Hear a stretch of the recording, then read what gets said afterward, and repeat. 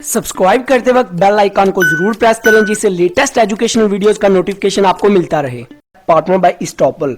Partner by estoppel वो partner होता है जो जाहिर हो रहा होता है ये पार्टनर है, पर असल में पार्टनर नहीं होता। लाइक अगर आपको कनाडा से ऑर्डर आ गया है 1000 जैकेट का, तो आपने 1000 जैकेट आप इंडिया में खरीदनी है, आपको नहीं पता किस कंपनी से खरीदनी है, कैसे कंपनी को डील करना है, कैसे उनको टैकल करना है। आप अपने दोस्त को ले जाते हो, उसे सही पता है इस चीज़ का, उसे कहते हो यार मैंने इस तरह ऑर्डर आया खरीदना है, वो चला जाता है आपके साथ मजबूरी के तहत पे क्योंकि उसका रिलेशन है, तो वो जाके टैकल करता है, कंपनी से डील करता है, उसे ऑर्डर लेता है। तो कंपनी जो है थर्ड पार्टी जो है, जो कंपनी थर्ड पार्टी है, वो तो समझेगी ना आपके दोस्त को कि ये आपके साथ पार्टनर है, आपके बिजनेस में ये भी हकदार होगा, आपके साथ इन्वॉल्व है, आपका साथी है, पर असल में नहीं है।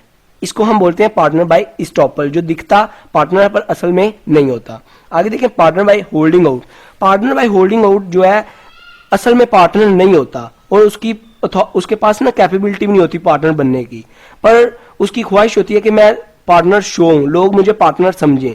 जैसे स्टूडेंट यूनियन की एग्जांपल ले लेते हैं, जो स्टूडेंट है उनकी यूनियन होती है, मिलके वो काम करते हैं अगर कोई मसला हो जाए। इसी तरह एक अनएजुकेटेड जो बंदा है वो आ जाता है, कोई लड़का है वो आ जाता है, वो स्टूडेंट यूनियन में आके उसके हेड को कहता है मैं भी आपकी स्टूडेंट यूनियन का पार्ट बनना चाहता हूँ।